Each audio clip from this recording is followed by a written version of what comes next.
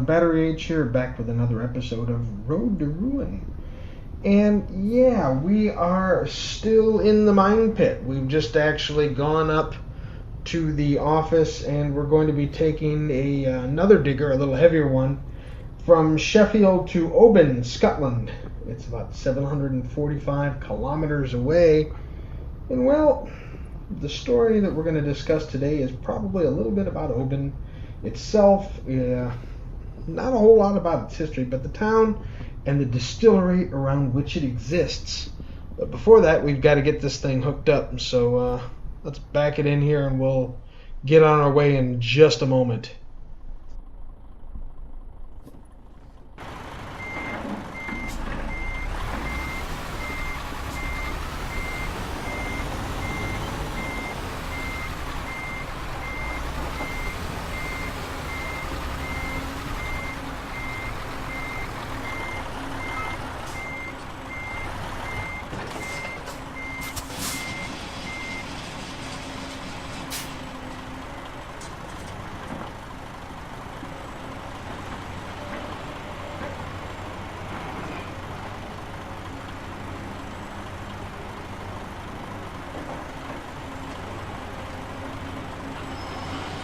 Okay, we're all hooked up now. Let's take a look at the route real quick. I want to make a change. Originally, this thing's going to have us going up the M1 quite a bit further than I'd like. So rather than doing that and taking that, we're gonna cut over much sooner and then take the M6 up the west side of the country. And then eventually that's going to transition to the M74. And then once we get, I want to say up north of Glasgow, things start to get interesting. And we'll take the A routes and finally on the A86 right into Oban. So that's the routing we're going to run today. It'll mostly be in the dark here for the first few hours. It's still not quite snowed here in England despite the cold weather, and that's good for us. So let's get this show on the road. Maybe.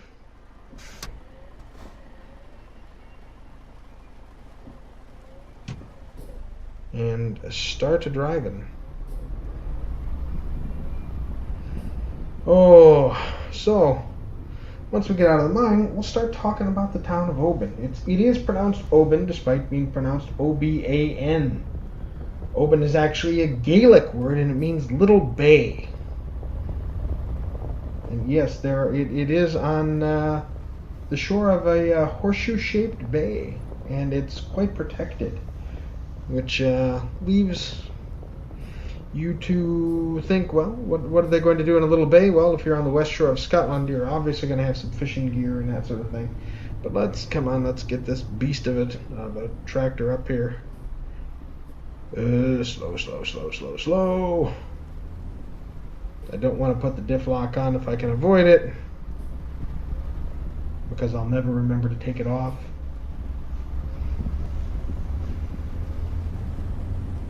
And we're almost to the top. Excellent.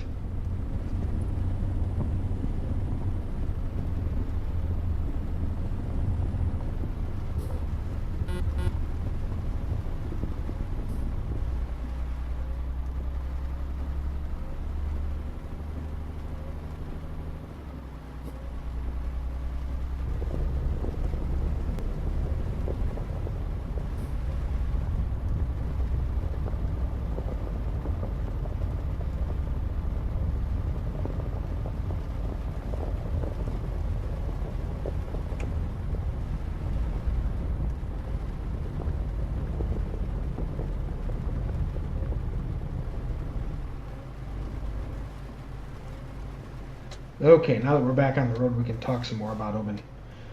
Historically, the town has made most of its living and most of the industry there with the fishing industry. A lot of that when the UK joined the Economic Union, the historical Scottish fishing rights disappeared.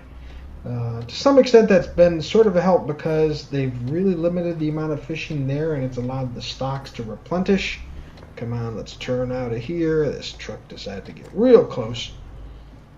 But we managed to avoid scraping him. Outstanding. And we've only got 740 odd more kilometers to go. In any event, the town played quite a role in World War II. Its position on the west coast and its situations allowed Royal Naval Corps flying boats to patrol for German U-boats in the area, and the flying boats, they called them, they were amphibious aircraft. And they maintained, the UK British Navy maintained a base in the area, and yeah, it was quite prominent, to the point where in the 1950s the town became even more important because it was the place where the first transatlantic telephone cable was laid. And as a result, that also became the routing of the infamous hotline that existed between the United States and the Soviet Union. It was called a hotline, but it wasn't actually a telephone line. It was a teletype line between the Kremlin and the White House that allowed direct communications in the event of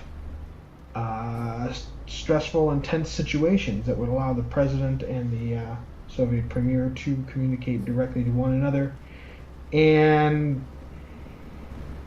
prevent things from going very, very horribly wrong, I guess you could say. However, the town is tiny, and by the 1950s, most of the area had resorted to tourism as its primary generator of income. And that's good because, there wasn't a whole lot of area to... you couldn't support a large city or anything by that matter, not that it is today by any stretch of the imagination. But you couldn't support that through farming. The fishing in the area was limited, obviously. And so it kept the population that it could support. But it is a very beautiful place to visit. And between the mountains and the rolling hills and the locks and the bays, if you're a fan of nature and you want to get out and see a whole bunch of different styles and places to hike and scenery of different varieties, all within one geographical area, Oban may be the place to go. Now, as we get out of town, I will name the other reason that most of us would go to Oban for, and that is the distillery. Yes, that's right. The distillery was actually there before the town was incorporated. It was a very small distillery. Originally, it was built directly on the shoreline. They've never moved it. They've never really expanded it. They have renovated parts, but we'll get to that in a minute. The pot stills were put into place, and the distillery as it is now took shape in 1794. And since then, the town has added a seawall, so now they're like under 300 steps from the water's edge. So they've actually added land between them and the sea, which is kind of funny. But the Oban Distillery is one of the smallest in operation in Scotland. And when I say small, I mean it has 2 pot stills. That's it. And the entire company is 7 people. 14 hands are the hands that make every bottle of Oban Scotch that leaves the distillery. That doesn't sound like a lot, does it? But they believe in tradition and pride and caring and quality and all of those wonderful things. And for the Scotch drinkers out of here, okay, kiddies, it's time to zip ahead a couple of minutes. You don't need to hear this. But for those of us adults in the room that enjoy a fine Scotch whiskey, such as myself, the Scotch single malt of Oban is best known as a West Highlands style of whiskey. It was actually added to the Scotch Whiskey Classic series because of this reason. So it's not as peaty and salty and smoky as an Islay Island whiskey, nor is it as sweet and smooth as a North Highlands whiskey. It's kind of right between the two.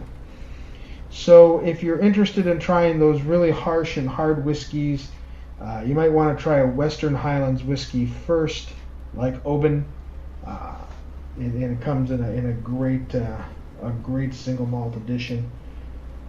And give that a shot. This has not been paid for by Oban. I enjoyed it because I enjoy drinking them myself.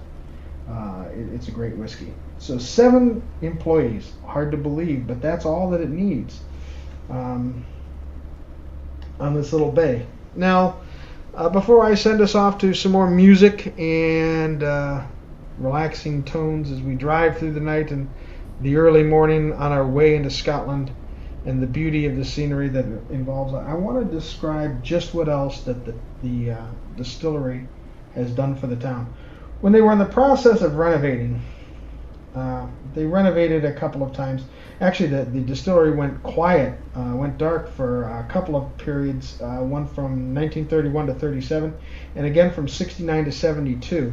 In 72, it was very nearly closed because it was so small, and people thought that they just couldn't produce, and Scotch started to make a comeback, and single malts became a great comeback, and that's why it did. But during one of these periods of renovation, they discovered that they had opened up, dug some excavation work, using a digger probably like what we're taking behind, and discovered a cave, an ancient cave. A cave that had remnants and drawings from the Mesolithic period that indicated habitation in the Oban area from Mesolithic periods. Now, when is that? You say, we're talking about the period somewhere probably between 13,000 and 3,000 BC. So this is before the period when agriculture really starts to take root and people remain very much a hunter-gatherer society. And they find these artifacts in this cave. So once again, if you're a fan of nature, if you're a fan of if you're a fan of history and archaeology and things like that, another reason to go is because this is an extremely amazing find, that you find these artifacts that have been sealed up in this cave. And the cave was apparently deliberately sealed, from that long ago, 15,000 years ago, guys. That's a long time to wait to get found out. But with that, as we go through the ever-present rain and drive north into the lush green hills and bays of Scotland, let's turn on a little music, sit back and relax, everybody, and enjoy the rest of the ride as we take our digger all the way up. All I can think of is they're probably doing some roadworks up there. There's not any mining activity that I know of. I've just realized we're going to make a pit stop up here and catch some sleep, so we'll be able to be good for the rest of the drive. So before we do that, I just want to say, if you're enjoying the series, if you like some of the content I have to offer, if you're intrigued and see where our trucking life is going to lead, or just interested in history and culture of the places as we go along, please do me a favor.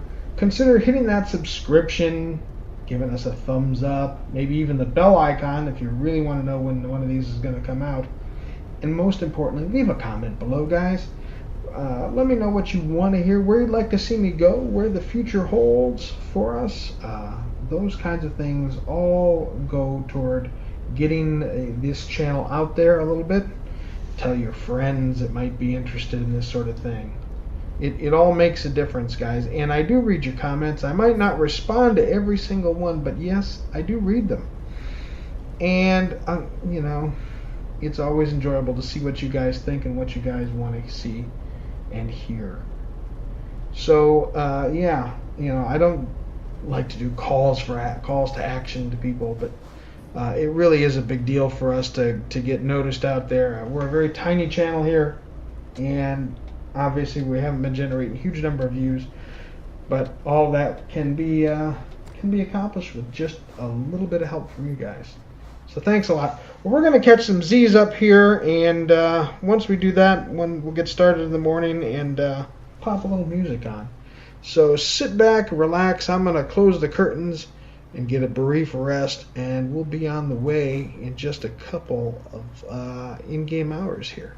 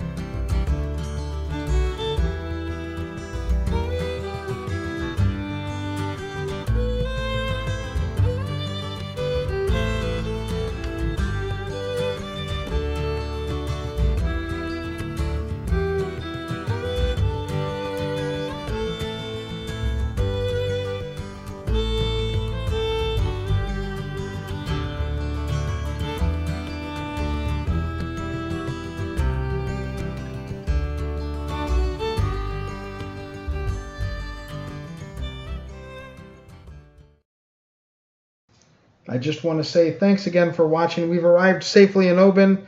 We're advancing up a level, and we're going to take a point in hazmat. We're going to start picking up some flammable fuels for potential new cargo.